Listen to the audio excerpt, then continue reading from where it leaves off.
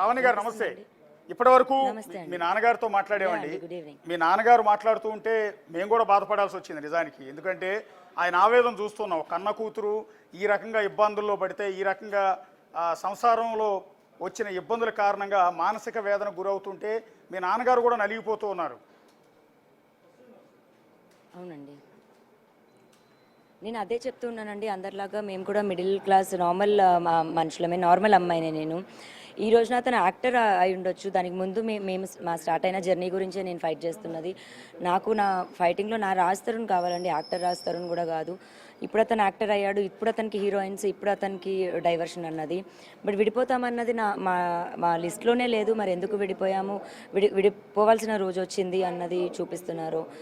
అర్థం అవ్వట్లేదు నాకు. సో ఇవాళ మీరు అతని మీద కేసు పెట్టారు, అతని మీద అలిగేషన్స్ చేశారు, అతనికి వేరే అమ్మాయితో అక్రమ సంబంధం ఉందన్నారు, అతను మీ మీద అలిగేషన్ చేశాడు. సో ఇంత వివాదం జరిగిన తర్వాత, ఇన్ని గొడవలు జరిగిన తర్వాత కూడా మళ్ళీ మీ ఇద్దరు కలిసి ఉండే అవకాశం ఉంటుందా అని? 100% అండి. ఇప్పుడు కొట్లాడుకుంటే మా దాంట్లో కొట్లాడుకునే రోజు ఉంటుందండి. మేము చాలా కొట్లాడుకుంటే చాలా మాట్లాడతాం. ఈ రోజున మా కొట్లాట మీడియా ముందు జరిగింది, అంతే, కొత్త ఏం కాదు.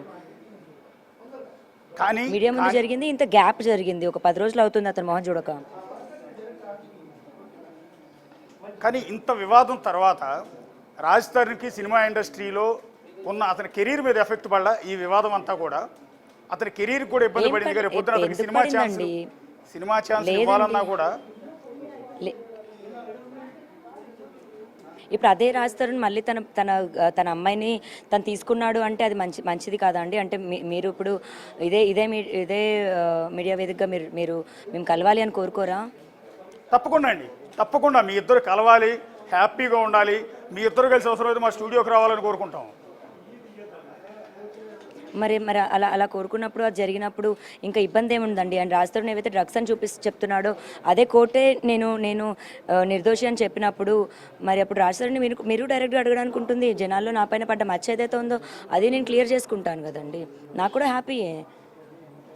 రాజ్ తరుణ్ అడుగుతున్నామండి, ఆ ఒక్కరోజు మాత్రమే మీడియాతో మాట్లాడాడు, ఆ తర్వాత ఎక్కడ మీడియాకు దొరకట్లేదు. ఆయన ఫోన్ స్విచ్ ఆఫ్ చేసుకున్నాడు, అలా మేనేజర్లు కూడా ఎవరు దొరకట్లేదు మీడియా.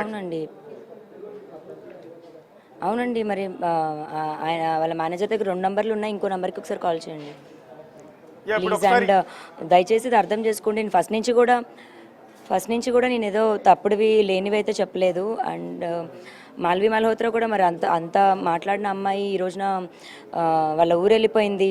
మరి అదే సినిమా అంటే నాకు ప్రాణం, సినిమా అంటే ఇష్టం అని సినిమా మీద ఒట్టేసి అబద్ధాలు చెప్పింది అమ్మాయి. ఆ సినిమా వదిలేసి వెళ్ళిపోయింది ఈరోజు. అంటే ఈ వివాదం వచ్చిన తర్వాత వెళ్ళిపోయిందా? మరి అవునండి, 2 days అవుతుంది ఆ అమ్మాయి వాళ్ళ హిమాచల్ మండి అనే విలేజ్కి వెళ్ళింది. ఆ అమ్మాయి వాళ్ళ ఇంటికి కూడా మీడియా వెళ్ళాలి, అడగాలి అని కోరుకుంటున్నాను. అప్పుడే వాళ్ళ పేరెంట్స్కి కూడా ఈ బాధ తెలుస్తుంది.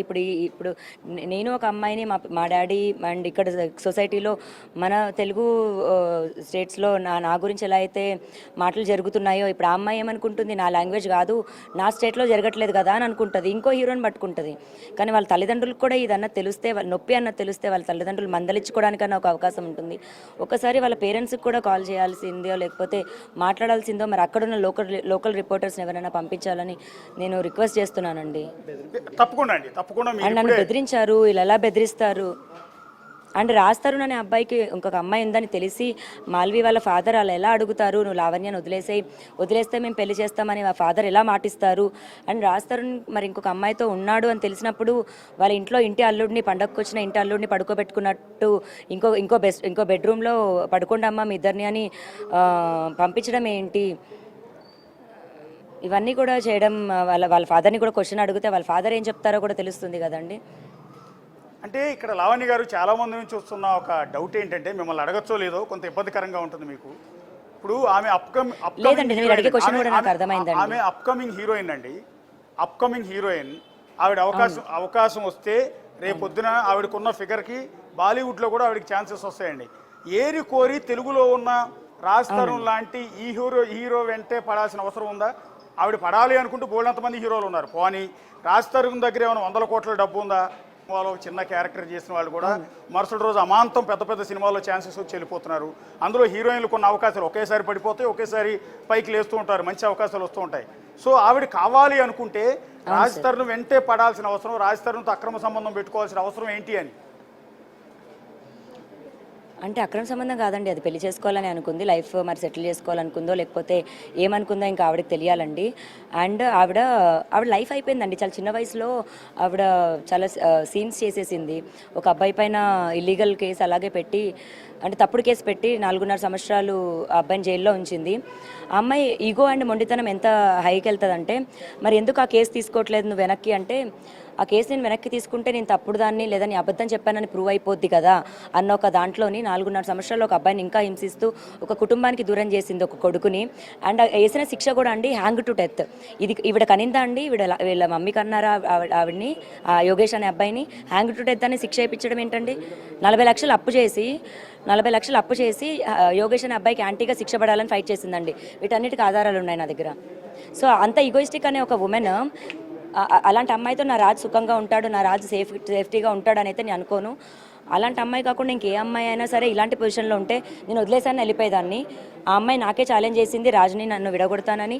అలాగే విడగొట్టింది, నన్ను జైలుకి పంపిస్తాననింది, అలాగే జైలుకి పంపించింది. ఆవిడది చాలా క్రిమినల్ మైండ్ అండి. అండ్ ఇంతకంటే నేనేం చెప్పలేను. వీటన్నిటికీ నా దగ్గర ఆధారాలు ఉన్నాయి. నేను ఈ రోజున బయటకు వచ్చి మాట్లాడుతున్నాను. కొంచెం మీరు నన్ను నమ్మాలని నేను కోరుకోవట్లేదు, నమ్మకపోయినా పర్లేదు. నమ్మి నన్ను సపోర్ట్ చేస్తే, నాకు ఒక అవకాశం ఇస్తే నేను వీటన్నిటికీ ప్రూవ్ చేస్తానండి.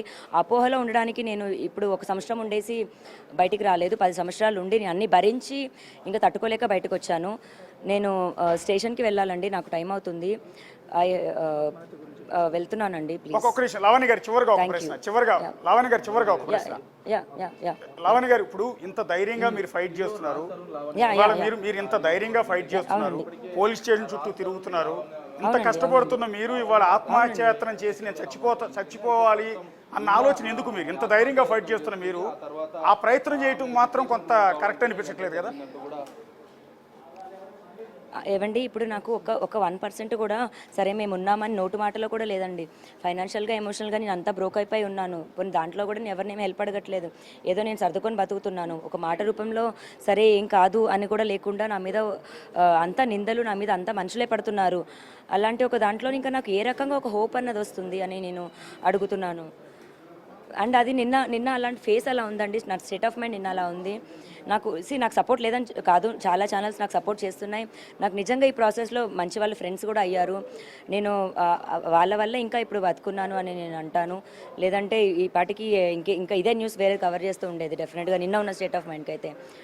కొంచెం దయచేసి నాకు ఆ విషయంలో సపోర్ట్ చేయండి. నేను ఫైట్ చేస్తాను. అండ్ మాల్వి వాళ్ళ పేరెంట్స్కి లేదా మాల్వి వాళ్ళ సైడ్ కొంచెం టర్న్ అయితే బాగుంటుంది అని కోరుకుంటున్నాను.